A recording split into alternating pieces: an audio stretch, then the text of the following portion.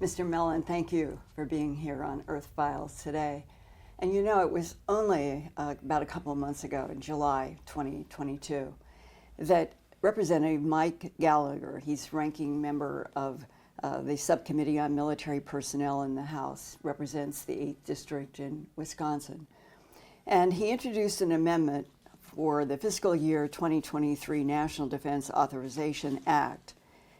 And when it is described, in general, it is to cover those, and this is a quote, those who are retaliated against in UFO UAP reporting may bring a private civil action for all appropriate remedies, including injunctive relief and compensatory and punitive damages, against the government of the United States or other employer who took the personnel action in the United States Court of Federal Claims.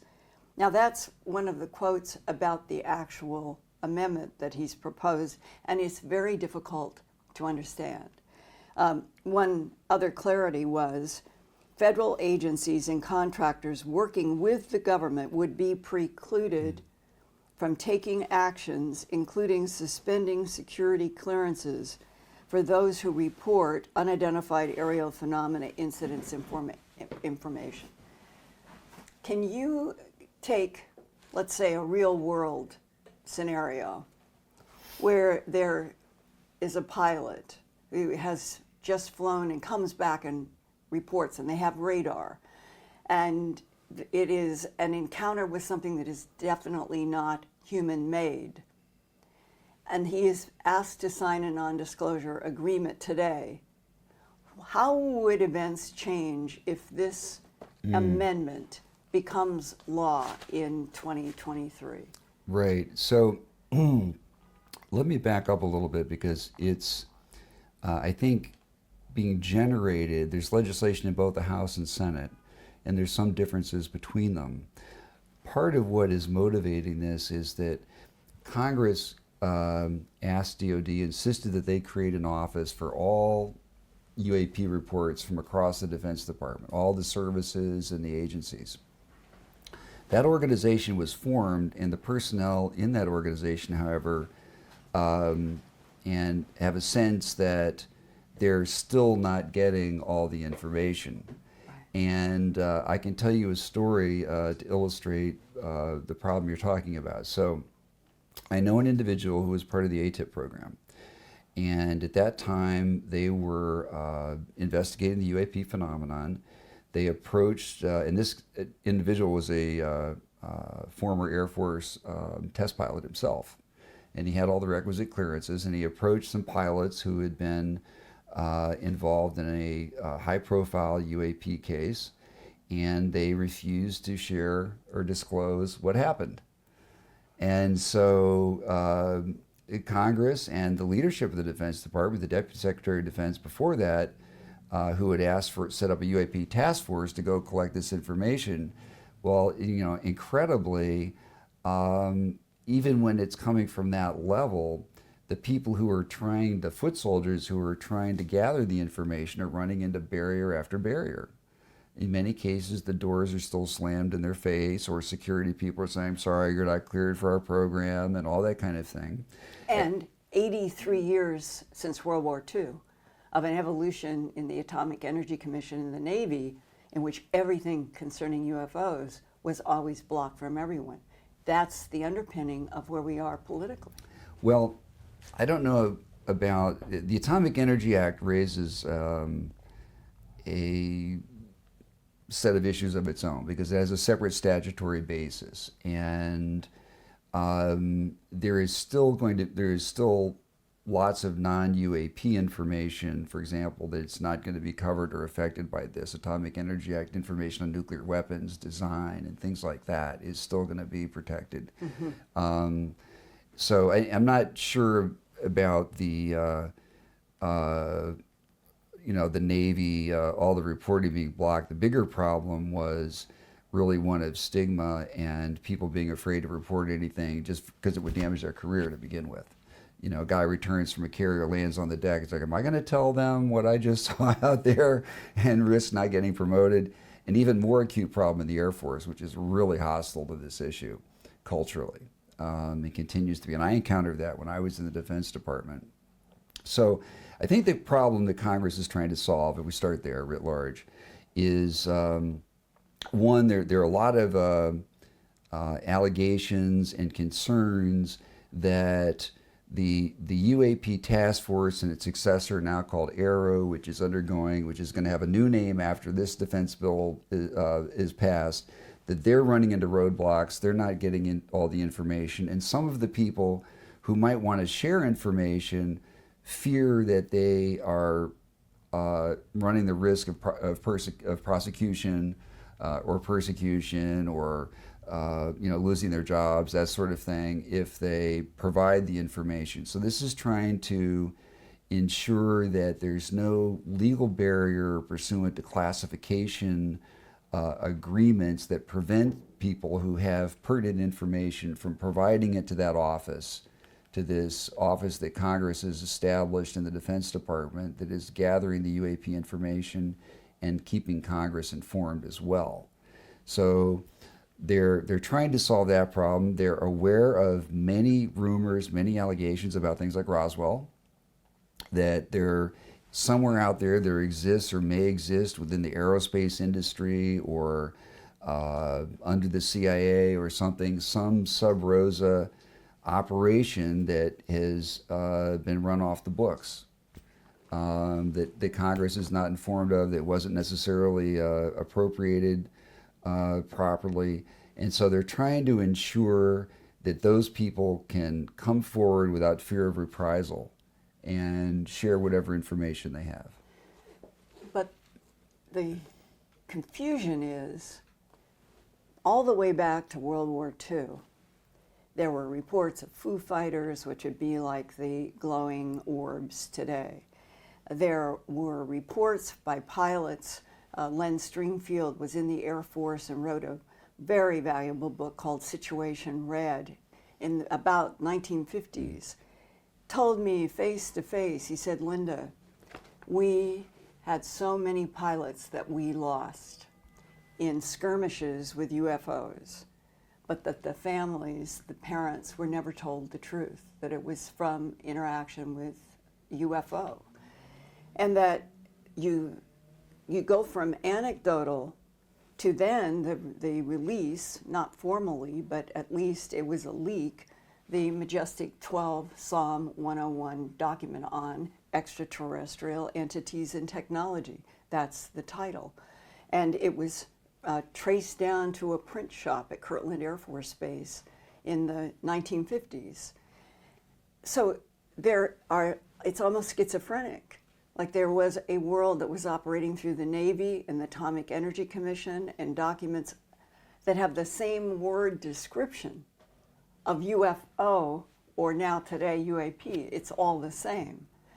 And yet we are now discussing what would be an amendment that would try to help people be able to talk about UFO, UAPs, but everybody's signed non-disclosure agreements. And one pilot said to me, "If we're dealing with technology that I don't understand, it's not like anything that we have, and they do things that we can't do, why are we having to do non-disclosure agreements about something that maybe the whole world should hear in a full report?" You've put a whole lot of stuff out on the table there in one long question. I am not aware of, other than one infamous incident, of losing any pilots to skirmishes with UAPs. Now, Mr. Stringfield may have said that. I very much question that.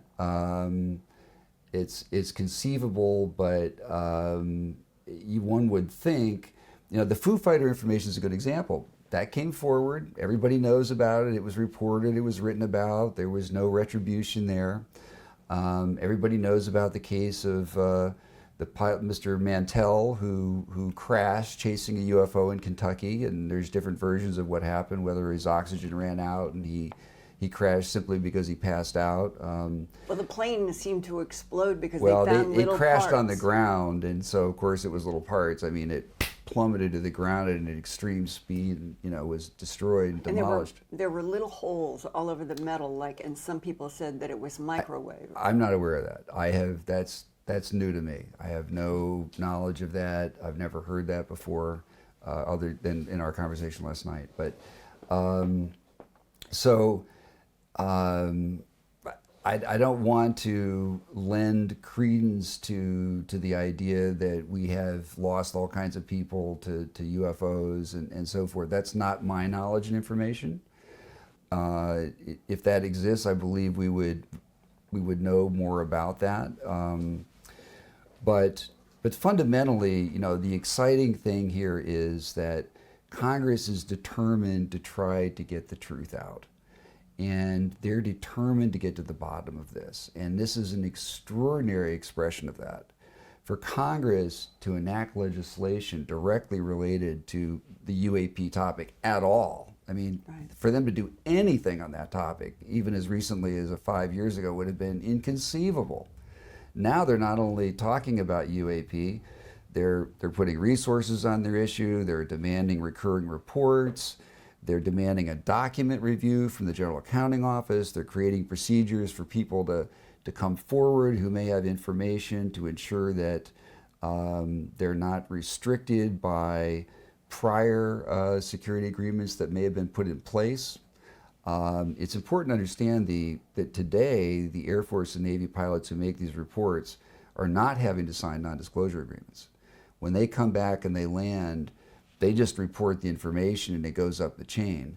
The 400 reports that DoD has acknowledged that have occurred since 2004, those are largely, and the information that I brought to the New York Times, for example, it wasn't even classified, much less a non-disclosure agreement.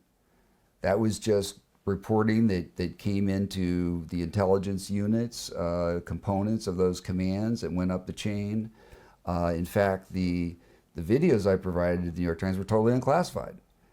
And they were shared, sent to the Pentagon from the fleet. They were reviewed by an office called DOPSR, which tries to ensure that information is not classified before it's released to the public. When I received it, it had a piece of paper that said approved for public release. And those 3 famous videos have probably done as much as anything to help raise public awareness and turn around the perceptions on this. So it's not as though every time there's an incident or a sighting that it's hushed up and pilots are sworn to secrecy.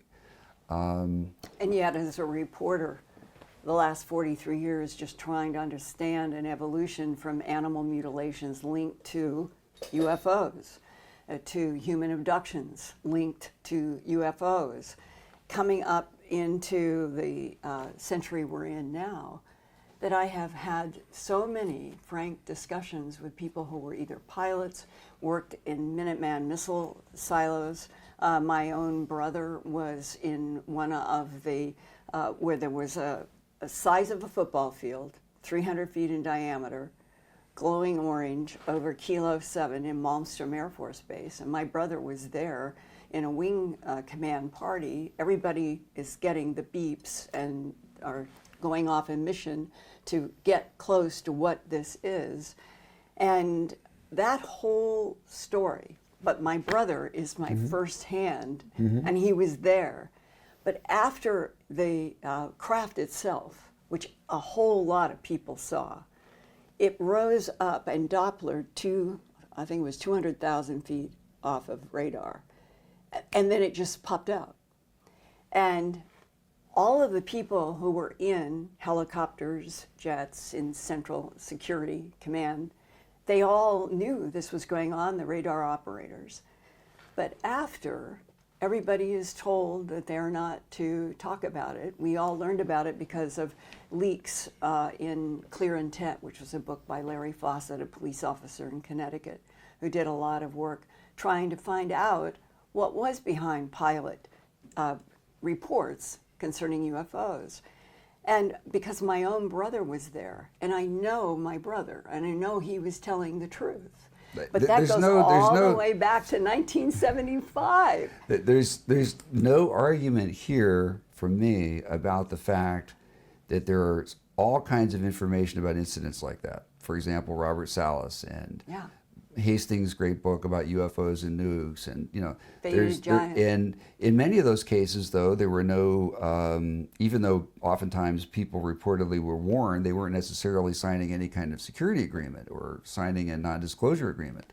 They were sometimes told just don't talk about it, which is par for the course in the military and the intelligence community anyway. But there's a big issue there, no question about it. And Representative Gallagher himself raised that at the open public hearing, as you probably saw. He asked about the stories about the interference of nuclear weapons. And so the great thing is that we're now in a position, hopefully, to finally get to the bottom of this. They're mandating a document review. The General Accounting Office is being directed to go back and review UAP documentation from the services all the way back to World War II. The legislation says 47. I have suggested that based on Jacques Vallée's book, they should take it back to 45, go back a little even further. And then we also have the House and Senate legislation, which differ to some degree about amnesty and whistleblower provisions. So we all agree that there's a lot of credible information about those incidents happening, which has not been fessed up to by the Air Force.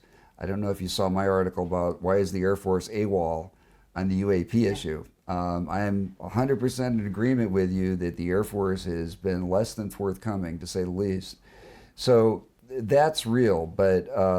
Would you yourself see if the Psalm 101, Extraterrestrial Entities and Technology, it's a training manual. It has been confirmed in many ways, including a print shop. And I have a copy made from the original 35 millimeter, and there's a few of us who do. That one document, if you could find out... I'd be happy to take a look at it and see what I can do. I mean, I've looked at some of these... It has descriptions of entities. It has illustrations of round discs, oval, triangles, cylinders. Be happy to take a look at it. So, okay. That'll be a... Happy to take a look at it. Second. The Majestic documents are very controversial.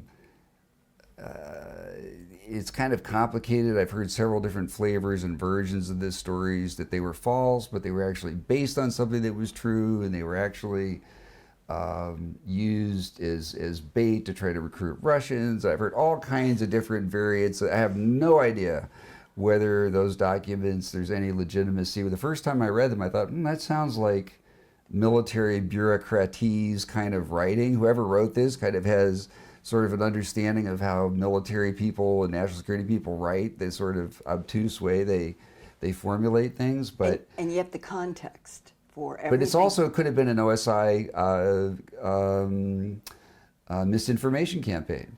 And it could have been intended to, this whole business with Richard Doty and whether they were floating. In fact, Leonard Stringfield was one of the people who was contacted, according to one of his books, several times by people who claimed to have really, interesting or valid documents and allegations. And apparently, he believed that this was a government effort to discredit him, that they were trying to get him to bite on some of these stories, and then once he did and went public, they would reveal that it was all a fraud and pull the rug out from under him. So all these kinds of documents, there's a whole set of issues around those, and whether they're real or I have no idea. But my hope is that wherever the truth lies, it's going to come out.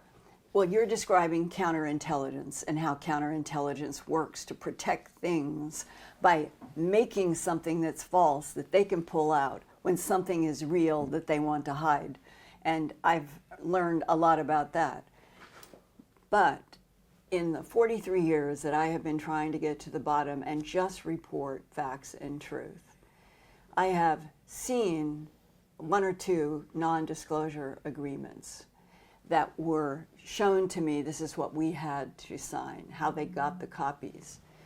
I've signed a ton of them. I mean, it's a very commonplace thing, every time you get briefed into a new as a program. reporter, when you're dealing with somebody in the military and they say, I can talk to you privately, but I can't Well, talk to they're you not on the supposed to record. talk to you privately because- either if they've, But if meaning they've signed that they a were not on classification agreement. recording, that they've signed a non-disclosure agreement. Well, they shouldn't be talking to you at all then. Well, maybe, they- but I'm learning about a whole lot of different facets. Sure, And this is a huge story. And you and I both know with the audience that we already now have a space force.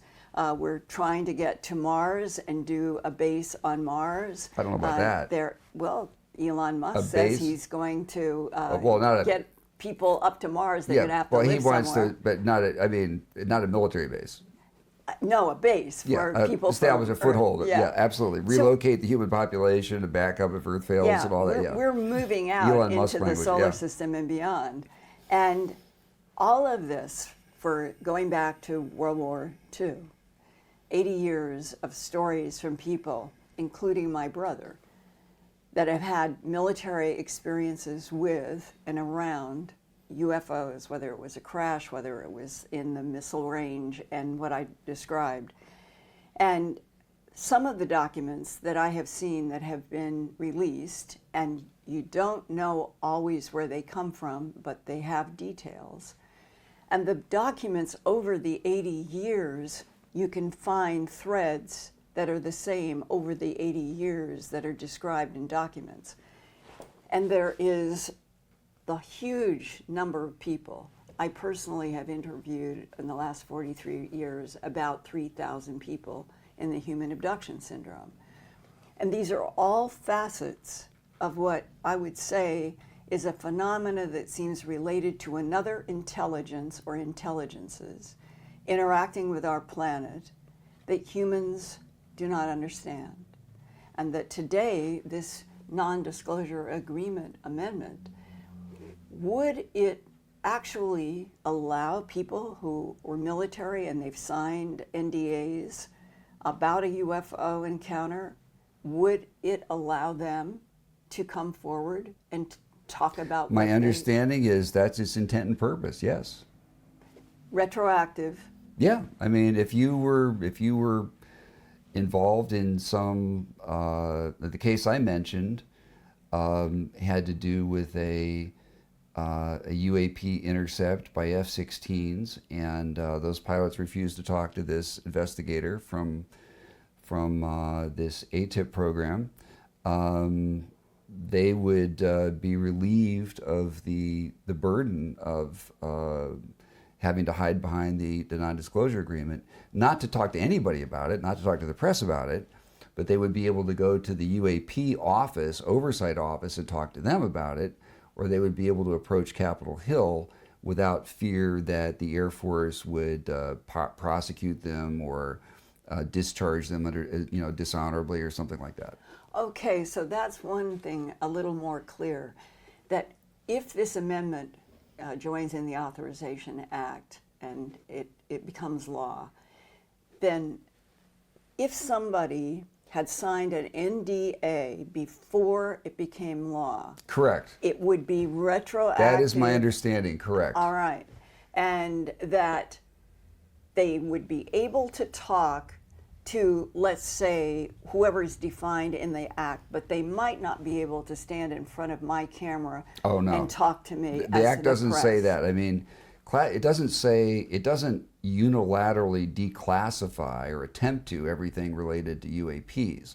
What it attempts to do is establish a procedure within official channels for people in the services and agencies to share information with the office that is now in charge of integrating, collecting all the information within the Defense Department. And then there are some other provisions as well, as you were quoting.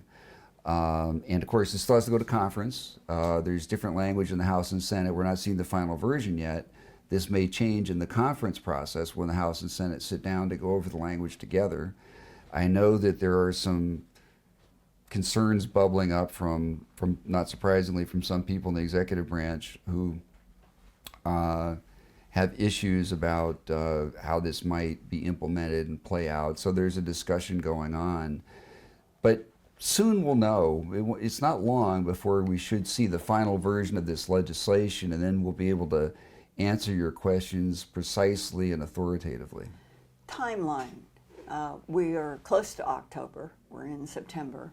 And if you were just outlining what you think is probable, what do you think will be the timeline going forward on this amendment? I would expect the defense authorization bill, typically it's enacted by year's end. And not the fiscal year, the calendar year. December. Right. It often slips. Ideally they would like to get it done before the end of October. It often slips a bit, and they have a stopgap measure they call a continuing resolution so that the funding continues. And it would continue. It's a little, for national security programs, there's some special considerations and language that allows them to continue to function. But in any event, I would think by year's end, most likely. And if it fails, that's one option. If it succeeds, would it become law of the land in January of 2023? Most likely, because the president has 10 days, I believe, to sign a bill once it's passed. If he doesn't, then it's a pocket veto. And almost certainly he'll sign this into law.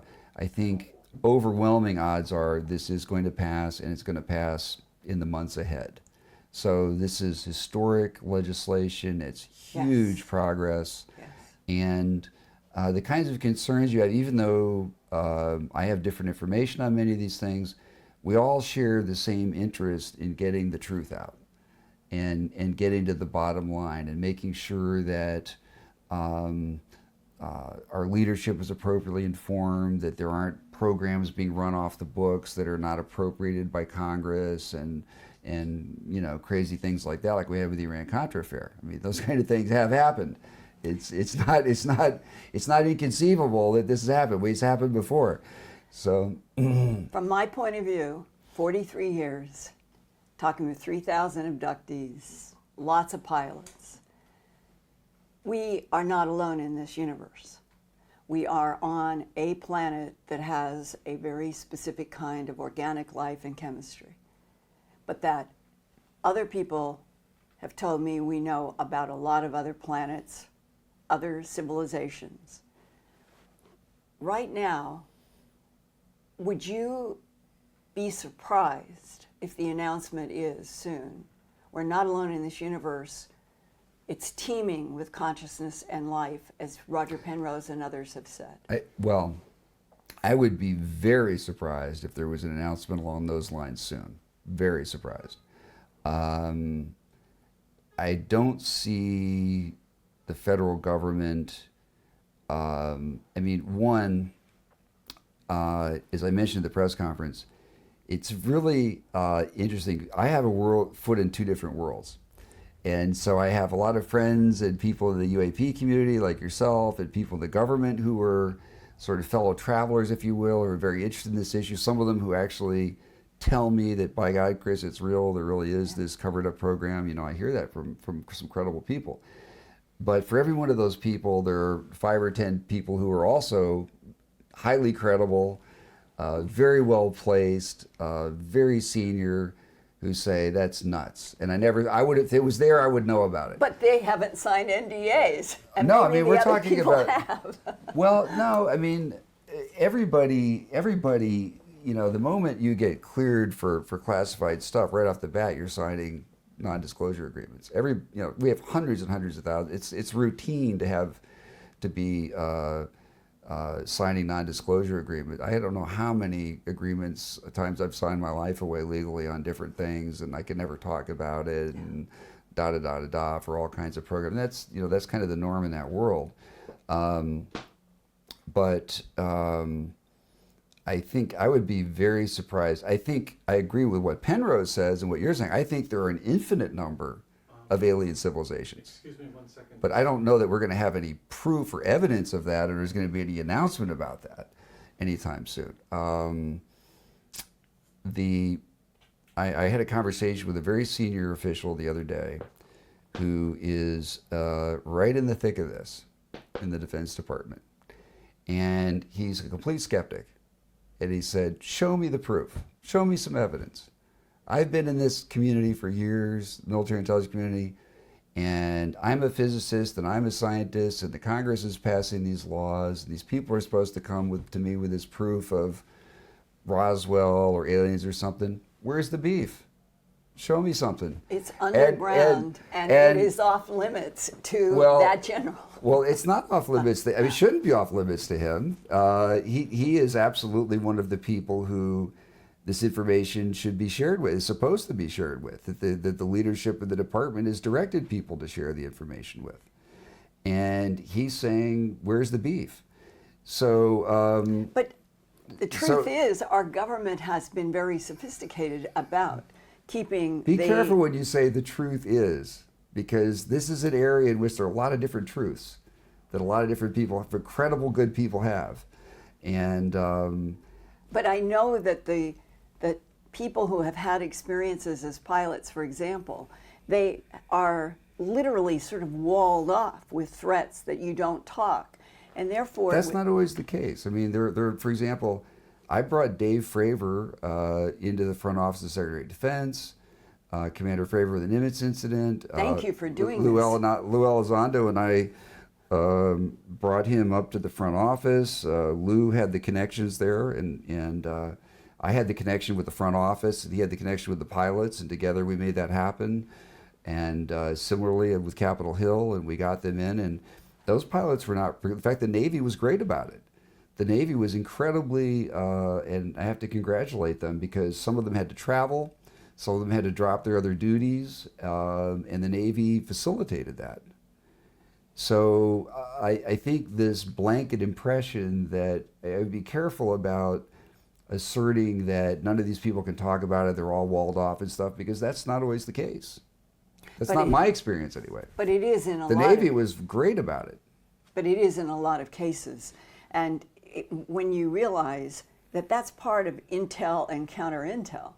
Counterintel's job is to keep protection. You have to be, yeah, but I mean, that's a very broad general statement. Counterintel's job is to protect its truth. Counterintel's job is not to protect the Secretary of Defense or the Congress from learning the truth or the facts. Counterintel's job is to protect our adversaries from learning the facts. To keep them from learning, to keep but them in the from process, learning the facts, but it's not to keep our pilots from talking to their commanders. But the net effect is that nobody Well, in gets some to hear. cases it can be, but I mean, don't say nobody gets to hear it, because like I just said, I've brought these Navy pilots out who saw the Tic Tac working with Lou, and they've gone on national television. There have been no reprisals.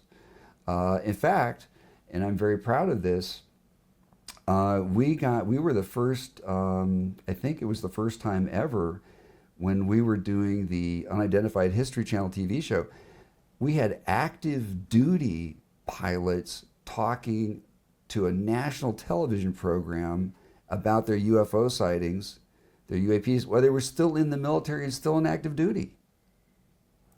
But there are so many documents going back to World War II. There are lots of documents, and there's all kinds of documents. I'll grant you that. But I guess I'm saying, I'll put some of my documents down to you for yours. I've seen many of these documents, and you know, there's.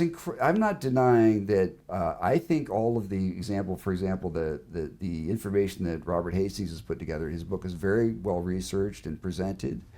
I think it's frustrated me for years that we haven't gotten to the bottom of that. It's such an incredible story and allegation, and it's well substantiated.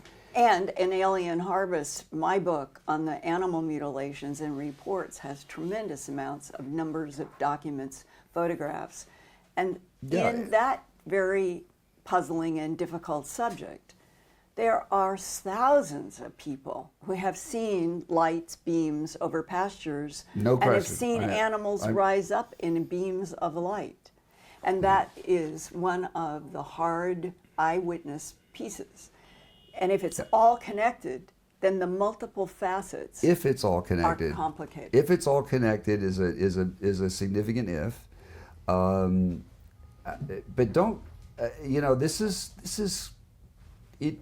complex stuff, and it's important for all of us to be as precise as we can and be very careful, because those of us who are trying to establish the credibility of the UAP issue and before the American people and the public and their representatives and encourage further investigation, one of the things that we've really got to avoid is embracing facts that turn out to be false and making claims, and then we lose our credibility and we get blown out of the water, and it damages the entire effort to try to get the mainstream, whether it's the editors at major newspapers or whether it's skeptics in the Defense Department or on Capitol Hill or whatever, to take the issue seriously. So I try to be very conservative about and cautious and careful about drawing lines or making connections between things unless I can absolutely, or really prove it. And on the one hand, we theorize and we see lots of really compelling information. Leonard Stringfield's an interesting case. You remember that story where he was going to give a public talk about information he'd gathered about a crash retrieval? I was there. Were you there when he got tackled? I was on the stage. Oh my God. And Len came, and all of it, he said, they're trying to, they're going to hurt me or they're going to shut me up. And he was showing us what it was that he wanted to show. And there was a little group of us backstage, and we were so worried what is going to happen. And so it was in, I think, Eureka. Was this Springs. the one in Ohio where the police officers, whatever, came and grabbed him and hustled him backstage? That's the one I'm talking about. It was, I think, Eureka Springs, Arkansas, at a Okay, I'm not sure, but I mean. But I was there and talked with him. Yeah. I am of the view that there's smoke, and where there's smoke, there's often fire, and we need to get to the bottom of it. And that's what I think Representative Gallagher is interested in, and the House and Senate oversight committees. But I'm very reluctant to get ahead of data that I personally know of that I can vouch for myself, and I think that's the appropriate place to be for those of us in the UAP community who want to engage the broader, very skeptical public, because it only takes one faux pas, one instance where, for example, I do or say something where I bite at something that turns out to have been placed in front of me to discredit me or something, that all of a sudden I'm a laughingstock and I'm not able to help articulate the need to take this issue seriously. And my counter is that reports from ranchers and farmers and engineers I don't dispute. Go back at least to 1941. I don't dispute the mutilation issue. I'm not disputing well, no, not that. just mutilations, meaning that we have from 1941 to the current day documents and testimony of people describing what you, thank heavens, you had David Fravor talk and show that tic-tac. But those kinds of descriptions go back decades with people attached as eyewitnesses, as credible as my brother, and hundreds of people in ranches have seen all kinds of things. And so there's this huge we have to be history. again. We have to be careful. The Bigfoot people say, "Oh, we've got all these people that have seen Bigfoot," and da da da. And well, I'm not throwing it in. I'm keeping it to I the understand, and I'm glad you're not. The beams, the triangles, the cylinders. The bottom sketches. line is, hopefully, in another year or two, we'll know the truth on all this, and we won't have to speculate. Hopefully, the documents will come to light, and we'll have the bottom line. And so things are good. We're on the right path. And that's a fabulous, exciting development. It's something that 10 years ago, I don't think anybody would have foreseen this, that we've gotten to this point. And we got to this point because we were very careful about the information we brought forward. And we brought forward rock solid information, not speculation, not anecdotal information, not secondhand information, not inference. We brought forward authentic DoD videos. We brought forward DoD pilots who could speak to it firsthand. And that's the kind of information we need to continue to bring forward. The recent acceleration of the extraterrestrial presence has put the US military and government agencies on high alert. In early 2019, the US Navy issued new classified guidelines on how to report encounters in response to the unknown advanced aircraft flying into or near Navy strike groups or other sensitive military facilities and formations. This response was prompted by a 2014 incident when the USS Nimitz encountered supersonic aerial crafts performing maneuvers light years beyond our current technological capabilities. The advanced video was released to the public and sent a shockwave throughout the UFO community. Defense Department experts have identified technological traits of these crafts that defy explanation. Unlike any unknown man-made aircraft, these vessels have a unique ability to defy Earth's gravity with no visible means of propulsion. They will accelerate or abruptly change direction, performing maneuvers that would crush human pilots from the G-forces. The objects can drop from the sky at more than 30 times the speed of sound. And, according to a Black Aces squadron commander, the unearthly movements were similar to a ping-pong ball. Radar operators tracked the objects traveling at an astounding 3,600 miles per hour, a far cry from our fastest aircraft in the US arsenal, the Super Hornet fighter jet, with its 1,200 miles per hour limit. The mounting concern from the government and military is the absence of explanation of what these crafts are, where they come from, and who is piloting them. Compounding the mystery is the truth of science. What if an aircraft travels faster than the speed of sound? It typically leaves signatures, such as vapor trails and sonic booms. These crafts exhibited none of those traits and appeared to have cloaking abilities, attributes that are light years removed from our current technologies.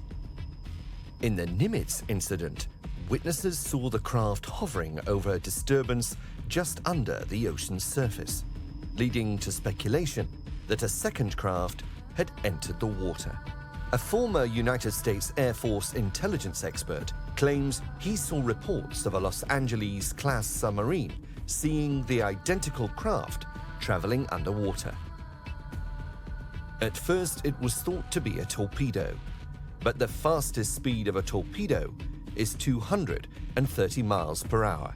The craft they witnessed reached a speed of 550 miles per hour. Since the Nimitz revelation, it has been disclosed that the Navy has more definitive video evidence of the unearthly craft, but it has yet to be released.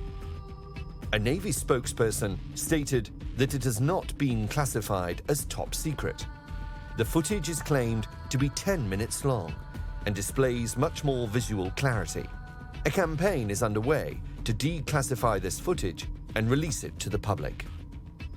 Christoper Mellon, former Deputy Assistant Secretary of Defense for Intelligence, recently stated, "We know that UFOs exist. This is no longer an issue. The question is, why are they here? Where are they coming from? And what is the technology behind these devices that we are observing?" There are indications, Mellon said, that the objects reported by Navy pilots in 2014 and 2015 were performing feats that aren't possible in our physical realm.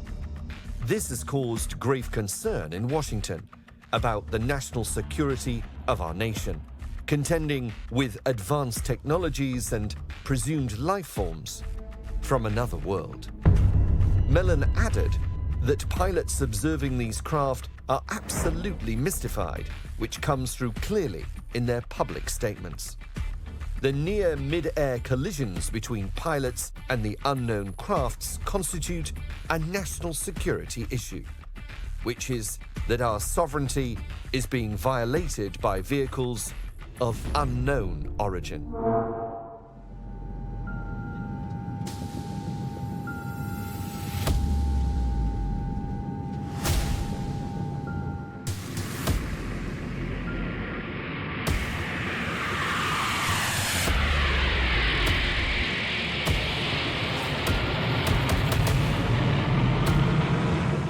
On February 21st, 2021, on American Airlines Flight 2292, flying between Cincinnati and Phoenix, the pilots experienced a frightening close encounter with what its crew described as a long cylindrical object that almost looked like a cruise missile, maneuvering extremely fast over the aircraft at 36,000 feet. A seasoned radio interceptor heard the frantic transmissions from the airline pilot through his scanners, who documented the encounter at approximately 1:19 Central Standard Time. The pilot reported, "Do you have any targets up here? We just had something go right over the top of us. I hate to say this, but it looked like a long cylindrical object that almost looked like a cruise missile type of thing, moving really fast right over the top of us." The response was chilling. There were no significant military aircraft present, and nothing was detected on radar. The aircraft flew on to land safely in Phoenix.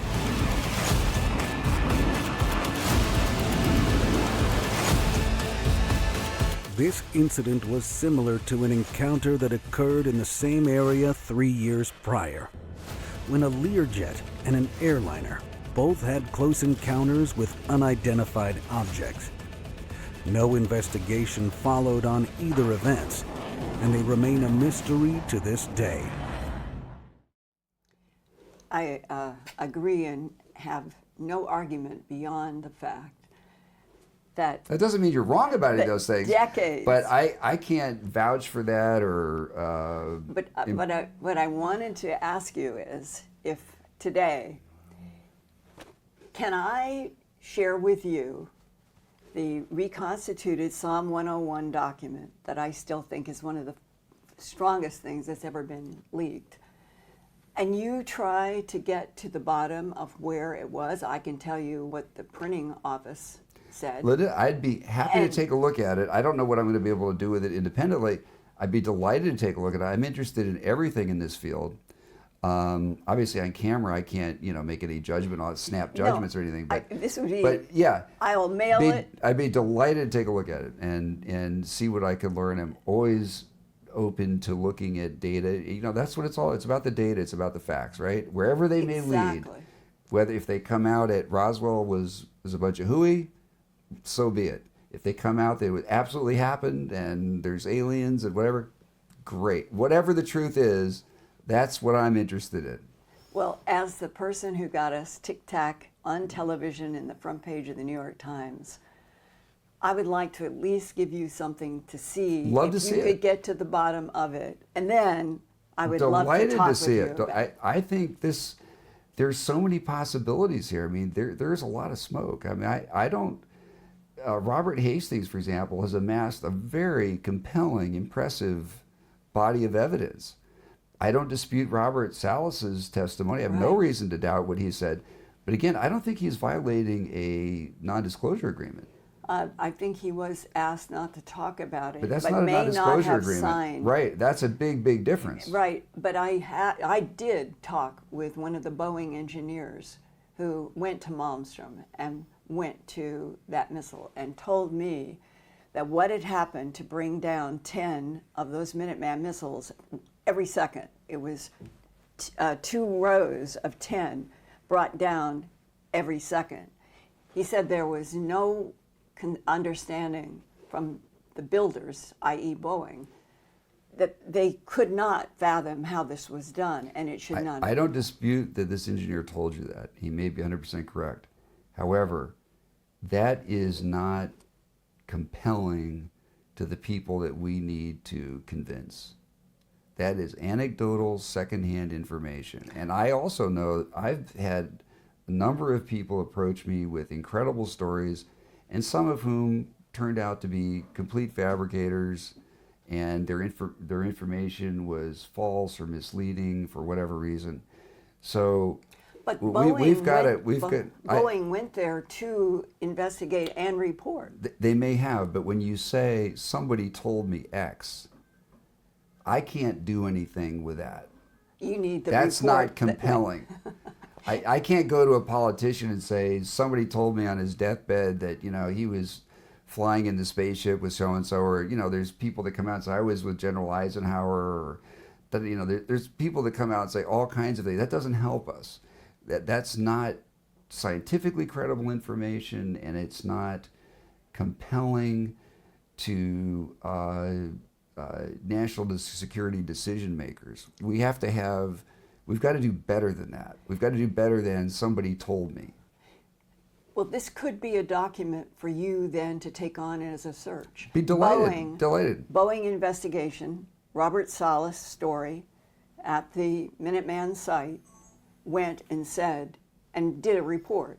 Linda, and if you could get that report. I'd be delighted to look at it. And let me say right here and now, you did pioneering research on the cattle mutilation issue. I think you validated it. You demonstrated the FBI was involved, senators were involved. You documented that. That's compelling to people. If your information was, somebody told me that there's cattle mutilations, you need firsthand. You need better than and more than that, and you produced it, and that's the kind of thing that we have to continue to do, is get the sort of hard data that stands on its own legs, and that is going to help expand the circle of people who say, you know what, I never would have believed it, but this is actually a serious, legitimate issue. Thank you, Mr. Mellon. Yeah, you're very welcome. A pleasure.